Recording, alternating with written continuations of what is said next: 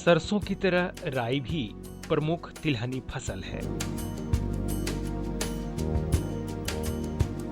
बिहार में राई का तेल और खल्ली भी सरसों के विकल्प के तौर पर हमेशा से ही प्रयोग में आता रहा है।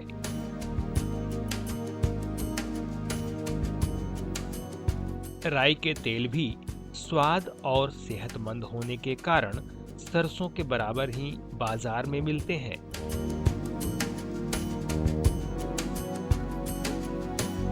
राई और सरसों की खड़ी फसल और तेल इतने मिलते जुलते होते हैं कि इसे अलग से पहचान करना भी मुश्किल होता है। राई के दाने आकार और रंग में भले ही सरसों से बिल्कुल अलग दिखते हैं।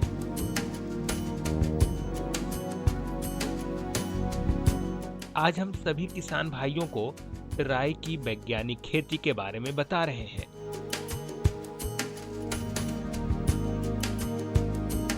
राई की खेती के लिए सबसे पहले हम बात करते हैं इसके प्रभेदों के बारे में। राई की खेती के लिए इसके प्रभेदों का चुनाव समय के मुताबिक कर सकते हैं।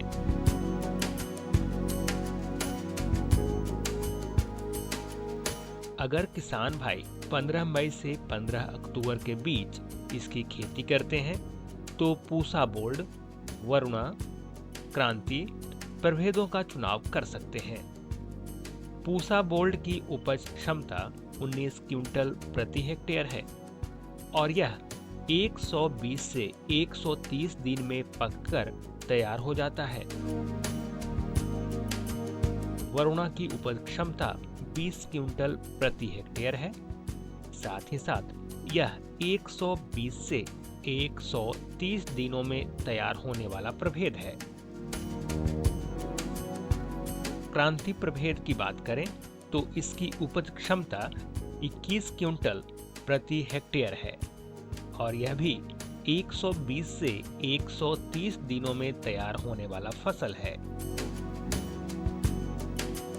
जो किसान भाई 25 अक्टूबर से 10 दिसंबर के बीच राई की खेती करते हैं उनके लिए उपयुक्त प्रभेदों में राजेंद्र शुक्ला जिसकी उपज क्षमता 16 क्विंटल प्रति हेक्टेयर है, राजेंद्र राई पिछैती जिसकी उपज क्षमता 13 क्विंटल प्रति हेक्टेयर है, या राजेंद्र अनुकूल जिसकी उपज क्षमता 14 क्विंटल प्रति हेक्टेयर है।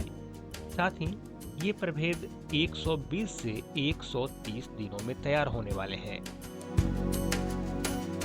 किसान भाई जो इसके लिए प्रभेद का चुनाव आप समय के अनुसार करेंगे, जो अगर आप 15 अक्टूबर से लेकर के 25 अक्टूबर के बीच अगर बुआई आप करते हैं तो उसके लिए 3 प्रभेद इसके मुख्य प्रभेद हैं जिसकी बुआई आप इसके बीच में कर सकते हैं। पूसा बोल्ड जिसकी उपज क्षमता 19 क्विंटल प्रति हेक्टेयर है और यह 120 से लेकर के 130 दिन में तैयार होती है। दूसरा प्रभेद है वरुणा, यह भी 120 से 130 दिन में तैयार होती है और इसकी उपज क्षमता 20 क्विंटल प्रति हेक्टेयर है। और तीसरी प्रभेद है क्रांति, यह भी 120 से 130 दिन में तैयार होती है लेकिन इसकी उपज क्षमता 21 क्विंटल प्रति हेक्टेयर है।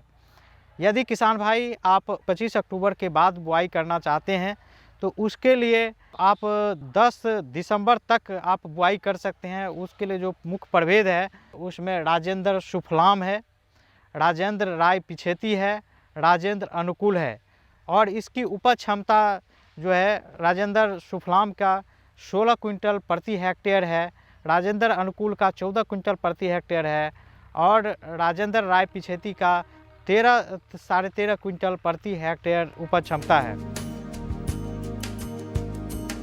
प्रभेदों के चयन के बाद राई की उन्नत खेती के लिए खेत की तैयारी सबसे जरूरी है। खेत की तैयारी के लिए कल्टीवेटर से 2 बार जुताई होना ठीक माना जाता है। साथ ही रोटावेटर से 1 बार जुताई करना भी फायदेमंद है।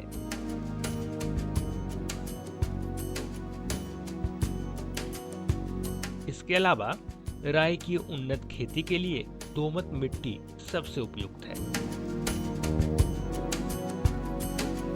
लेकिन इसकी खेती सभी प्रकार के मिट्टियों में की जा सकती है। किसान भाई, जो राई की खेती है उसके लिए आप जो खेत की तैयारी कैसे करेंगे, तो सबसे पहले एक कल्टीवेटर के द्वारा 2 बार खेत को खोल दें। खोलने के बाद जो है रोटावेटर के सहायता से एक बार जुताई कर दें। उसके बाद आप किसान भाई इसमें बुआई कर सकते हैं, या आप रोटावेटर उपलब्ध नहीं हो तो एक बार जो है डिस्क प्लाव से जोत करके और उसमें 2 से 3 बार कल्टीवेटर चला करके पाटा दे करके उसको समतल कर लें, और ताकि वह खेत की मिट्टी जो है भुरभुरी हो जाए। किसान भाई, इसके लिए भी आप दोमट मिट्टी बहुत उपयुक्त है, लेकिन इसकी खेती भी आप हर तरह के मिट्टी में हमारे बिहार में की जाती है, और इसकी खेती माने अच्छी ढंग से की जा सकती है किसी भी मिट्टी में। किसी भी तरह की खेती के लिए सही टाइमिंग यानी उपयुक्त समय पर बुआई उन्नत खेती के लिए काफी महत्व रखता है। यही नहीं, समय पर बुआई करने से 15 से 25% तक की उपज में इजाफा देखा गया है। साथ ही फसलों में रोगों का प्रभाव भी कम रहता है। इसलिए बताए गए समय के अनुसार ही प्रभेदों का चुनाव कर बुआई करना उचित है। किसान भाई, और इसकी बुआई आप समय से करें ताकि अधिक से अधिक उपज आपको प्राप्त हो सके। बीज की मात्रा की बात करें तो इसका भी फसल की उपज के साथ सीधा संबंध है। कम या ज्यादा बीज की मात्रा दोनों ही स्थिति में फसल पर प्रतिकूल प्रभाव डालते हैं। इसलिए बीज की उचित मात्रा का उपयोग करना सही माना जाता है। बीज की उचित मात्रा के बारे में आइए जानते हैं। इसके लिए जो बीज दर है वह 5 किलोग्राम प्रति हेक्टेयर के हिसाब से आप बीज डालेंगे। अब निराई गुराई की बात करते हैं। बुआई के 15 से 18 दिनों के अंदर ही अधिक सघन पौधों की निराई करना ठीक रहता है। ऐसा कर पौधों से पौधों के बीच की दूरी 10 सेंटीमीटर तक कर देना चाहिए। जब पौधा 10-15 दिन का पौधा हो जाए तो उस अवस्था में आप इसकी छटाई कर देंगे। छटाई के लिए पौधे से पौधे के बीच की दूरी 10 से 10 सेंटीमीटर रखेंगे, ताकि पौधे को उचित बढ़वार के लिए उसे उचित नमी, पोषक तत्व और प्रकाश मिल सके, ताकि उसमें ब्रांचिंग ज़्यादा होगा और अधिक से अधिक आपको उत्पादन मिलेगा। खाद और उर्वरक की बात करें तो 10 से 15 टन गोबर की सड़ी खाद या कंपोस्ट खेत की तैयारी के समय ही उपयोग कर देना चाहिए। उर्वरकों में नेत्रजन 80 किलो, पोटाश 40 किलो, स्फुर यानी फास्फोरस 40 किलो का प्रयोग प्रति हेक्टेयर की दर से की जानी चाहिए। किसान भाई, इसमें जो उर्वरक का प्रयोग करते हैं उसमें 10 से 15 टन जो सड़ी हुई गोबर की खाद हो, उसको आप बुआई के 15 से 20 दिन पहले खेत में मिला देंगे। और यदि वर्मी कंपोस्ट का उपयोग करते हैं तो 8 से 10 क्विंटल प्रति एकड़ के हिसाब से वर्मी कंपोस्ट आप अंतिम जुताई के समय मिला देंगे। और जो हमारा रासायनिक खाद है उसमें नाइट्रोजन जो है 80 किलोग्राम और फास्फोरस 40 किलोग्राम, पोटाश 40 किलोग्राम डालेंगे। उसमें नाइट्रोजन की आधी मात्रा यानी 40 किलोग्राम नाइट्रोजन, 40 किलोग्राम स्फुर और 40 किलोग्राम पोटाश को जब अंतिम जुताई आप करते हैं उस समय इसको मिला देंगे, और 40 किलोग्राम जो नाइट्रोजन है उसको उससे उपवेशित करेंगे। अब सिंचाई की बात करते हैं। राई की खेती में 2 सिंचाई की आवश्यकता होती है। पहली सिंचाई बुआई के 35 दिनों से 40 दिनों के अंदर और दूसरी सिंचाई फली निकलने की अवस्था में।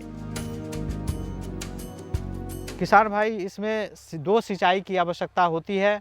प्रथम सिंचाई जो है वह 35 से 40 दिन के बाद देते हैं और दूसरी सिंचाई जब इसमें फली पकड़ लेता है उस अवस्था में इसमें जो है आप दूसरी सिंचाई देंगे। और प्रथम सिंचाई के बाद आप खरपतवार उसमें निकाल करके और उसमें जो है आप यूरिया का जो 40 किलोग्राम यूरिया बचा है वह बचे हुए यूरिया से आप प्रवेशित कर देंगे। राई की खेती में खरपतवार नियंत्रण पर भी ध्यान देना जरूरी है। खरपतवार के कारण उपज में 35 से 40% तक की कमी आ सकती है। खरपतवार को रसायनों के माध्यम से भी आप नियंत्रित कर सकते हैं, लेकिन अगर आप रसायन का प्रयोग नहीं करना चाहते हैं तो आप हाथों से भी खरपतवार नियंत्रित कर सकते हैं। फसल लगाने के 20 से 25 दिनों के बाद निकौनी पर विशेष ध्यान देना चाहिए। किसान भाइयों, इसमें भी खरपतवार की बहुत बड़ी समस्या आती है और खरपतवार के कारण हमारे उपज में करीब 30 से 40% उपज में कमी आती है।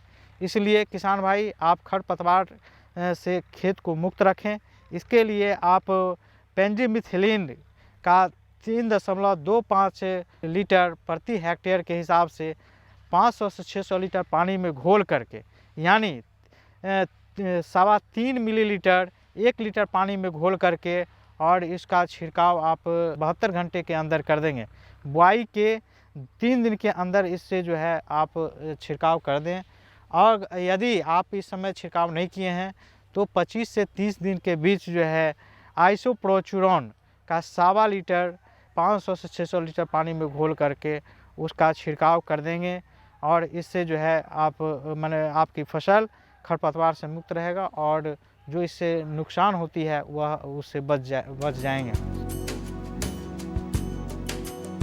अच्छी फसल के लिए रोगों और कीटों से निजात पाना भी जरूरी है। राई में मुख्य रूप से 2 प्रकार के रोग पाए जाते हैं। पहला ऑल्टरनेरिया पत्रलांछन रोग। इस रोग के वजह से पौधों की पत्तियों पर रिंग बन जाता है और धीरे धीरे पत्तियों में छेद हो जाता है। साथ ही पौधों में भोजन की कमी हो जाती है और फसल का पैदावार बहुत ही कम हो जाता है। राई में पाया जाने वाला दूसरा रोग सफेद रतुआ है। इस रोग के वजह से पत्तियों के निचले भाग में पहले तो फफोले बनते हैं और बाद में फफोले फटकर सफेद रंग का पत्ती पर पाउडर की तरह फैल जाता है। अब बात कीटों की। दरअसल इसमें लगने वाले प्रमुख कीटों में से लाही कीट सबसे अहम है। तो चलिए इन तमाम रोगों और इनके कीटों के बारे में विस्तार से जानते हैं अपने विशेषज्ञ से। कीट के द्वारा बहुत ज़्यादा नुकसान होती है। इसमें ज़्यादा संभावना रहती है लाही की। तो लाही अगर धर लिया है या वैसी मौसम है कि लाही पकड़ने की संभावना है तो उसमें जो है मेटासिस्टॉक्स का 1 मिलीलीटर 1 लीटर पानी में घोल करके और इसका छिड़काव कर देंगे तो इससे जो है आप इस कीट से निजात पा सकते हैं। इसमें भी मुख्यतः 2 रोग लगता है, वही अल्टरनेरिया लीफ ब्लाइट और दूसरा सफ़ेद रतुआ रोग। अल्टरनेरिया लीफ ब्लाइट में पत्ती में जो है रिंग की तरह उसमें धब्बे आते हैं, वही धब्बा बढ़ करके पूरा पत्ती जल जाता है और पत्ती सूख करके गिर जाती है। तो इसके लिए किसान भाई आप इंडोफिल M45 का 1 मिलीलीटर 2 ग्राम प्रति लीटर पानी की दर से घोल करके और उसका छिड़काव कर देंगे। और बहुत ख़राब मौसम हो, यानी कुहासा लगा हुआ हो, घाटा छाया हुआ हो, पानी फुहारा हो रहा हो, तो उस अवस्था में आप रिडोमिल का 1 मिलीलीटर 1 लीटर पानी में घोल करके छिड़काव कर देंगे। दूसरा रोग इसमें जो सफ़ेद रतुआ रोग है, सफ़ेद रतुआ रोग में जो इसकी नीचे की पत्ती होती है, पत्ती के निचले हिस्से में उजला उजला फफोला होता है, वही फफोला टूट कर के फूट जाता है। फूटने के बाद उस पर जो है पाउडर की तरह दिखाई देता है और इसके जो छीमी होते हैं वह टेढ़ा मेढ़ा होता है, मोटा होता है और इससे हमारे उत्पादन में काफ़ी कमी आती है। तो इसके लिए किसान भाई इंडोफिल M45 का 2 ग्राम या बेबिस्टिन का आधा ग्राम 1 लीटर पानी में घोल करके इसका छिड़काव कर देंगे, ताकि इससे जो है आप बच सकते हैं। अब बारी आती है फसल की कटाई की। फसल की कटाई 80 से 90% फसल पक जाने पर ही करना चाहिए। इससे दानों में तेल की मात्रा अच्छी मिलती है। समय पर कटाई करने से तेल की मात्रा तो ज्यादा निकलती ही है, साथ ही भंडारण में भी कोई कमी नहीं आती। और इसके भंडारण के लिए फसल को तेज धूप में अच्छी तरह से सुखाकर, यानी जब फसल में 10% तक की नमी रह जाए तो ही भंडारित कर लेना बेहतर होता है। कटाई और भंडारण से संबंधित और भी बातें आइए जानते हैं अपने वैज्ञानिक से। किसान भाई, इसके बाद जब हमारी फसल तैयार हो जाती है, यानी 80 से 90% इसके फली पीले पड़ जाएंगे, यानी यह पीला की अवस्था जो है करीब करीब 120 से लेकर के 130 दिन में के बाद आती है। और इस अवस्था में आप इसको कटाई कर लेंगे। कटाई करके इसको खलिहान में ले जा करके डंटा से पीट करके और इसके दाने को निकाल लेंगे और इस दाने को धूप में इतना सुखाएंगे ताकि उसमें नमी 10% से अधिक ना हो। तो उसमें 10% नमी बना करके और उसके बाद आप पॉलीथीन की जो प्लास्टिक की बैग है, उस बैग में इसको भंडारित करेंगे। इसको भंडारण के लिए उसमें डाल करके और एक बैग में जो है 1 सल्फोस की गोली डाल देंगे और इस बैग को जिस भंडार गृह में आप भंडारित करते हैं, उस भंडार गृह को मेटासिस्टॉक्स का 1 मिलीलीटर 1 लीटर पानी में घोल करके और उस रूम में जो है छिड़काव कर देंगे। और उसके बाद जो है फर्श पर कुछ माने काठ या कोई ऊंचा माने चीज़ रख करके और उस पर बुरा को जो है आप रख सकते हैं। इसका संपर्क जो है ज़मीन से ना हो, ताकि उससे नमी अवशोषित करके लेगा और इसमें जो है रोग और कीट की संभावना हो जाएगी और उससे जो है आपके दाने खराब हो सकते हैं। तो इस ढंग से आप किसान भाई भंडारित करके इसको सुरक्षित रख सकते हैं। तो किसान भाई, अगर आप राई की अच्छी पैदावार चाहते हैं तो इस भाग में बताए गए वैज्ञानिक विधि के अनुसार खेती करें तो निश्चित ही आप लाभ में रहेंगे।